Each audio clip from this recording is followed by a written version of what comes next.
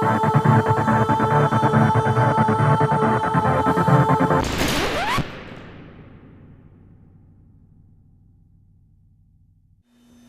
to another smoking, hot, sexy episode of Shining Treasure.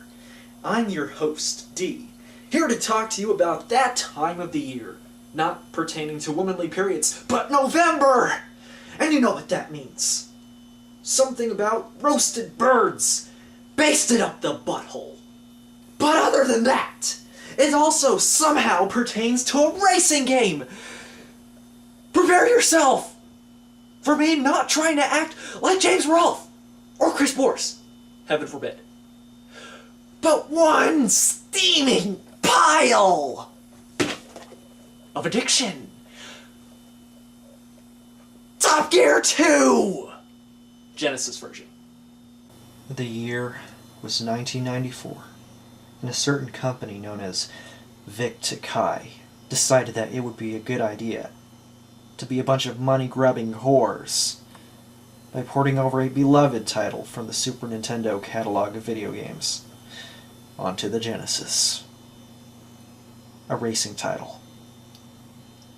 How in the world could such a port ever work out? Well, they found a way. And dear lordy, this invention of theirs can best be compared to the riptide of an ocean, sucking the life out of you as you drift further and further away from its shores, but you can't get enough. And it just leaves you wanting more and more for 64 levels, all disguised paper thinly. Let's look at this thing and break it down bit by bit.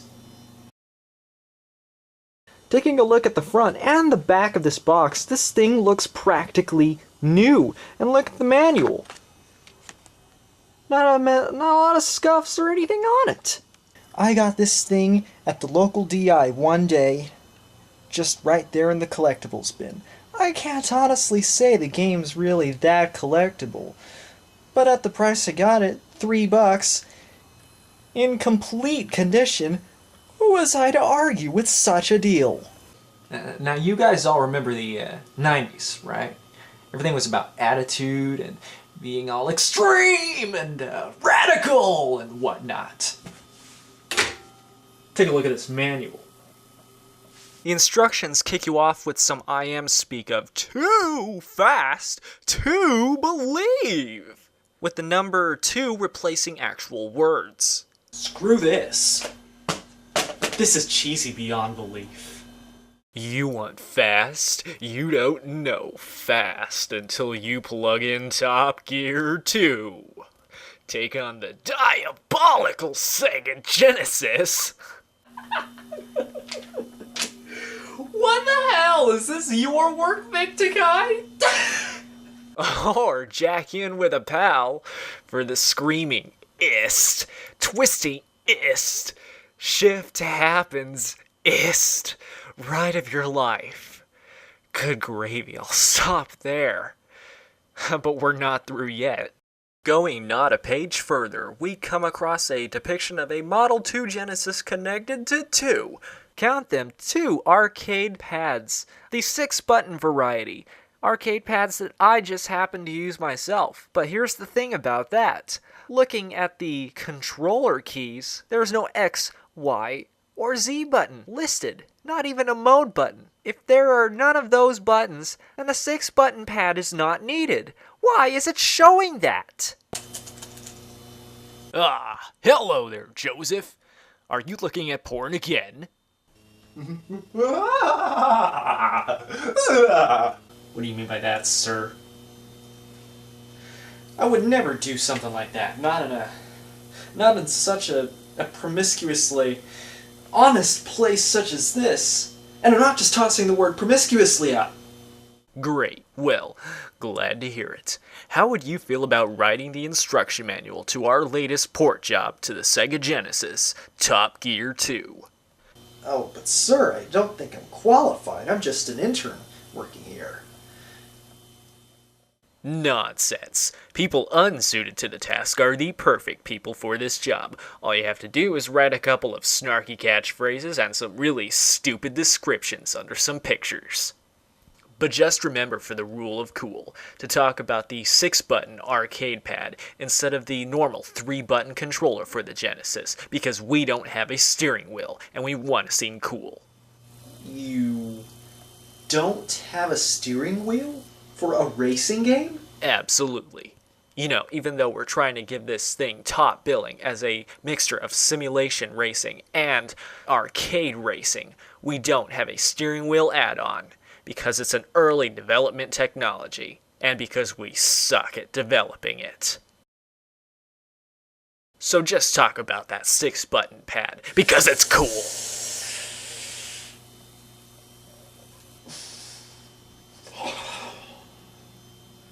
Doesn't make sense.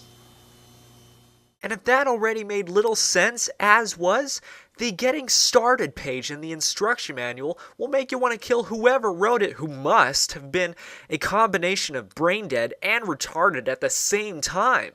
Let me break down how an instruction manual manages to get 3 things wrong at once within the same paragraph. Number 1, it thinks there's a cursor. Number 2, it tells you to move it to the start button when it says press start. And number 3, you cannot press any button to begin racing because it's dead serious when it says press start. You can't press any other button. You have to press start. So frickin' do it! I mean, as far as instruction manuals go, all your base are belong to us, right?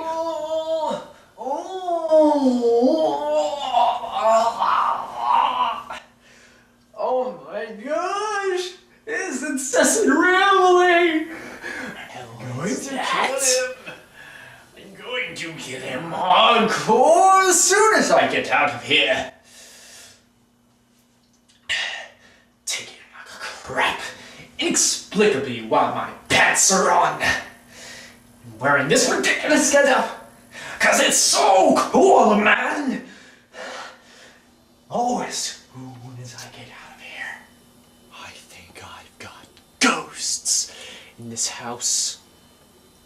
But that's a load of baloney, because ghosts don't exist. Now let's get on with this. Awesome. Brilliant! The graphics are an admittedly mixed bag. If you're a fan of games like Space Harrier or Hang On, and that style of in-your-face scrolling, then this game should accommodate you quite well.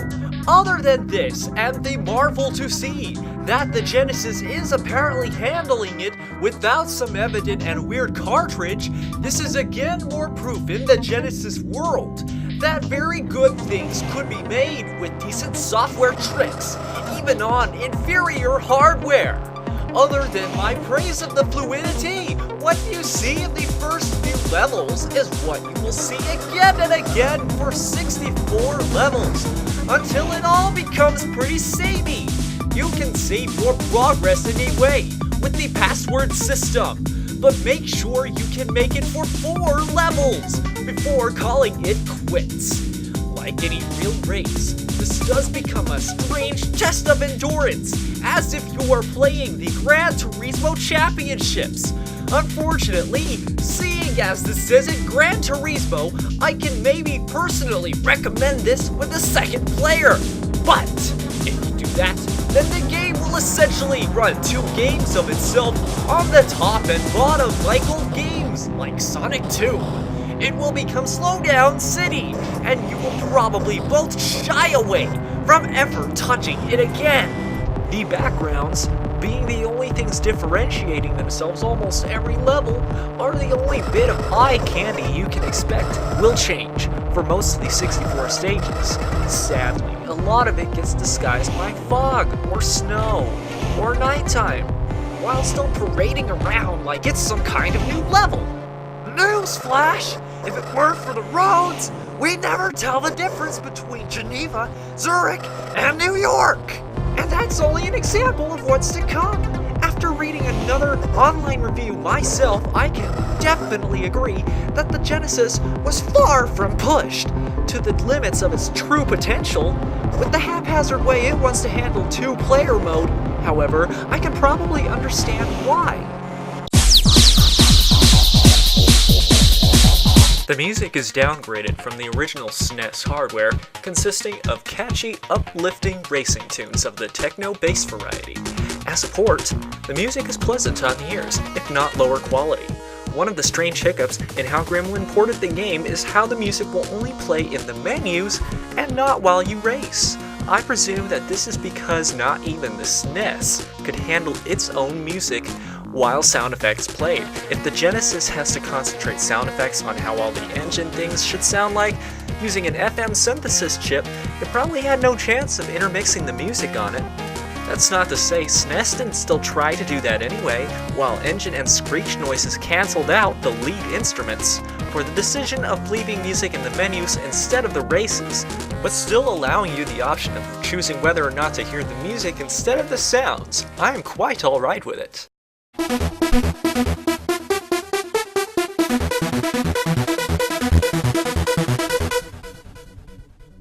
Like any marathon racer, i.e. Gran Turismo, the main goal is to obviously reach the finish line. This game is a strange mix of arcade-style racing and realism sim racing in that you don't ever have to worry about blowing your tires out or grabbing gas at the pit stop or anything of that sort.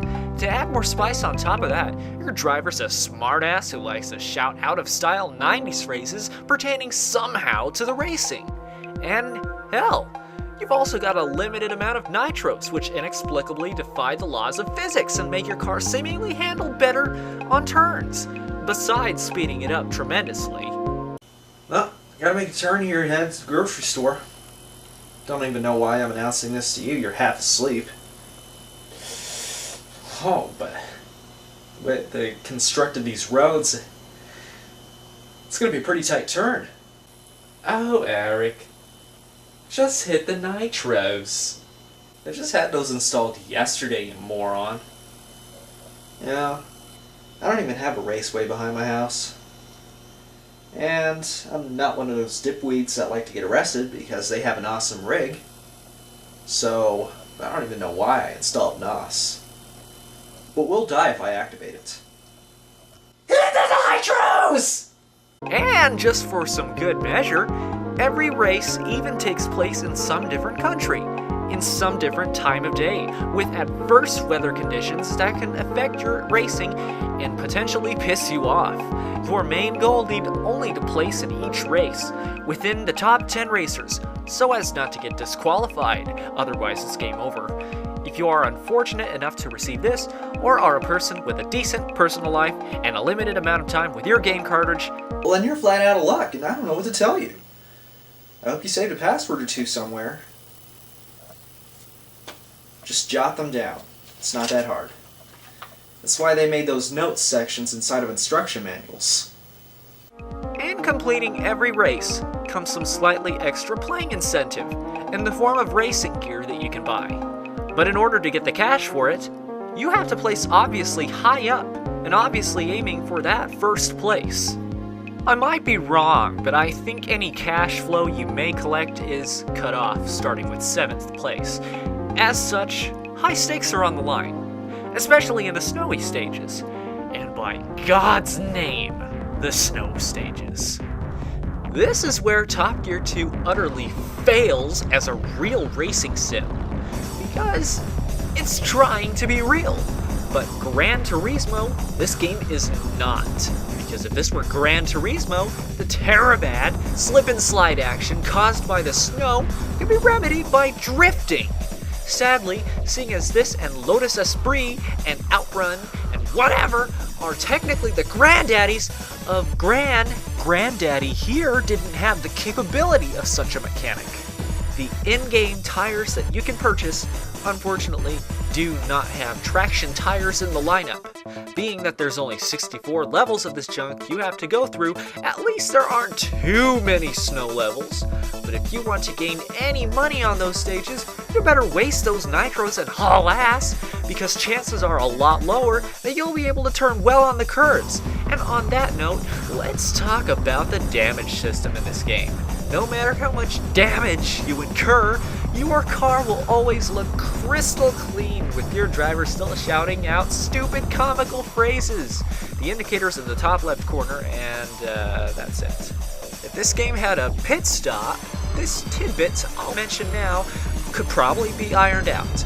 But since it doesn't have one, if any direction of your car is out of armor, as they like to call it, likely caused by you accidentally careening off the road one too many times, crashing into objects, etc., your car will then control like a piece of crap. Apparently having the front of your car smashed up causes your gears to get stuck while your tires spin round like a record, baby, right around, round, leaving everyone to pass you up. If this really turns out to be the case, you'd better hope you were at least somewhere in the top 10 as you cross that finish line, because you're screwed. You can try hitting the NOS all you want, it doesn't matter. Your car damage will outweigh the small boost the nitros can provide. If you're within the top 10, count your metaphorical chickens. It's not only snow that's a bastard, it's also the road obstacles. Most of them take up half of the road, and it's hard to discern whether you can pull a jump over what looks like a ramp or not, because the ramp looks like it's part roadblock anyway. Although there are actual roadblocks, and also some oil slicks and tumbleweeds.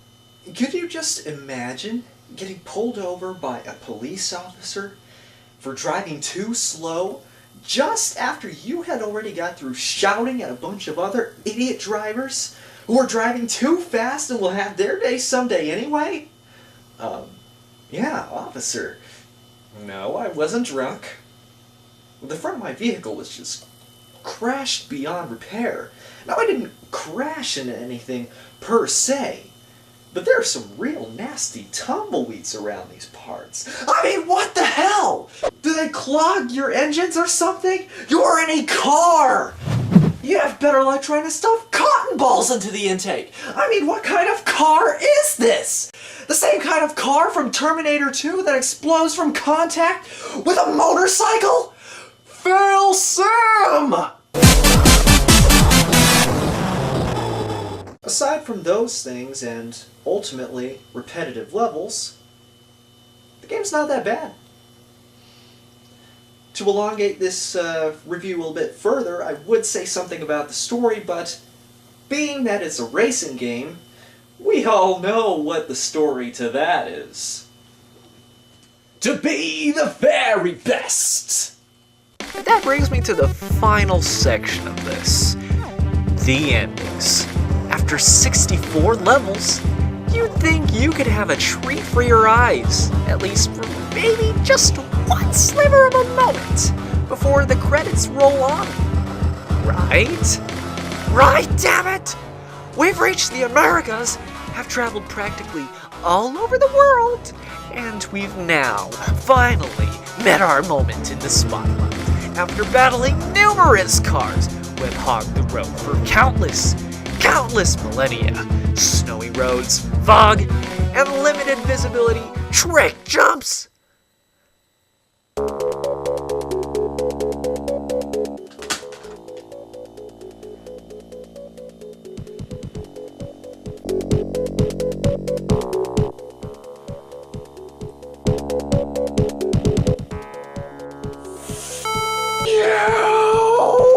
Not an intentional Chainsaw Wolf parody, he just did it first.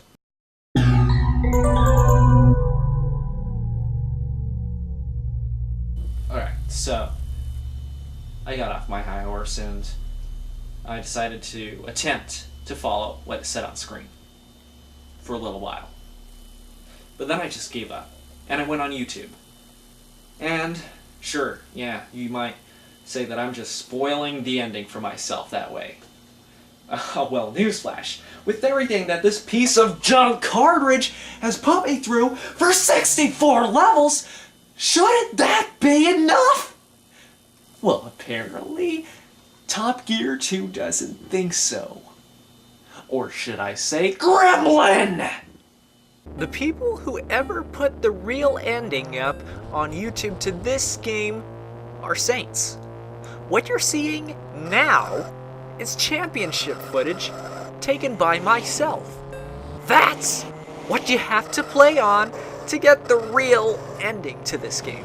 Never mind professional. I cannot believe that Gremlin would use cat and mouse tactics like that for their stupid difficulty settings. And on top of that, any problems and cons I mentioned earlier are expanded by like 20 times on Championship. Flip! I just can't do it, man. Is this thing worth maybe about $5? Or 3 as advertised here? I'd say yeah, but only just barely. Heck, I barely even recommend the Super Nintendo version.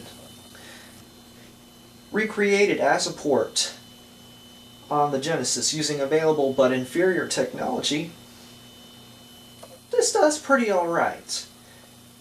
And you might even like it even if you're not a true racing fan, kind of like me. Especially if it's one of your first time forays into racing games. But just be aware that there are much better modern day games on the market like Gran Turismo that would make the controls in this game look like garbage.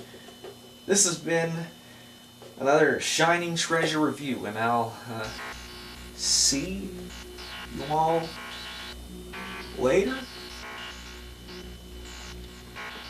Alright. When did you show up?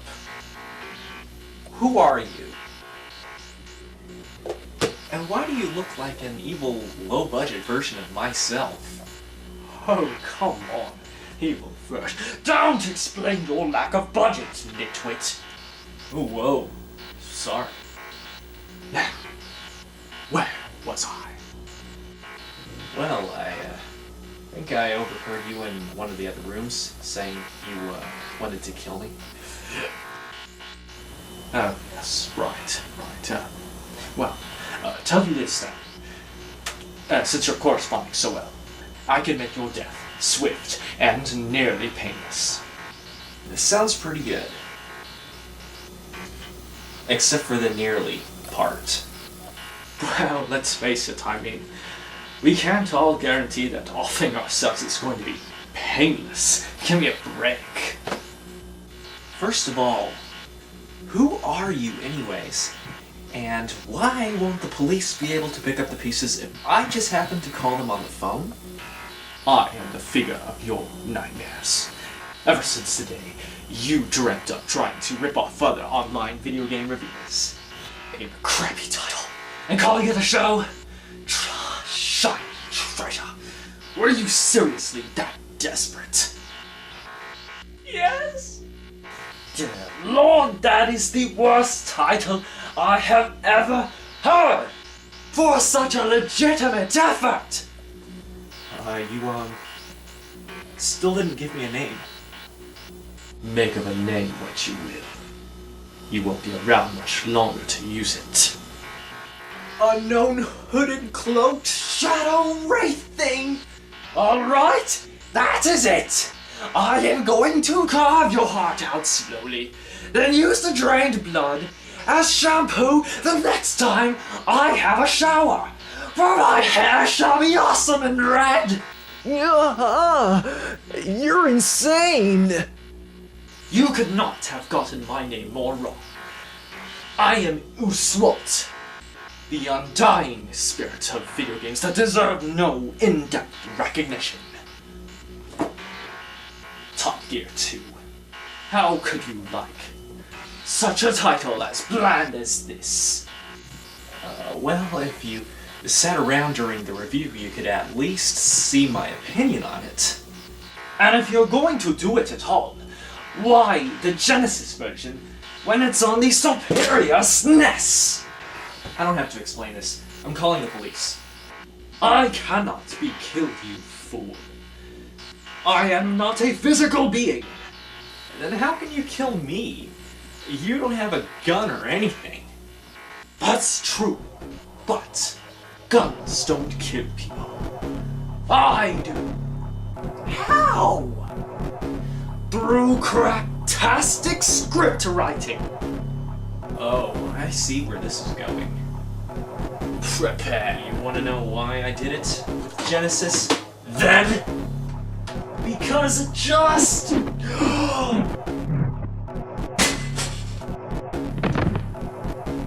does.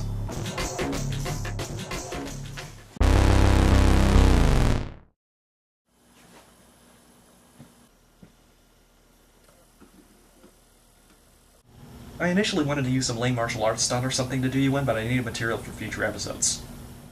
Oh, God. You just drew a console at me. Why would you do that? Are you out of your mind? Don't you know those things cost money? Any true gamer knows that gaming is the weapon. I am clearly no match for you in this state. Having been hit by something that I can't even be seen on screen with. But mark my words, Steve. I shall return. Possibly in the same state that I started out in originally, but maybe with a changed outfit. But you'll die. Hardcore! Hardcore! You just can't handle the power of blast processing. Bitch.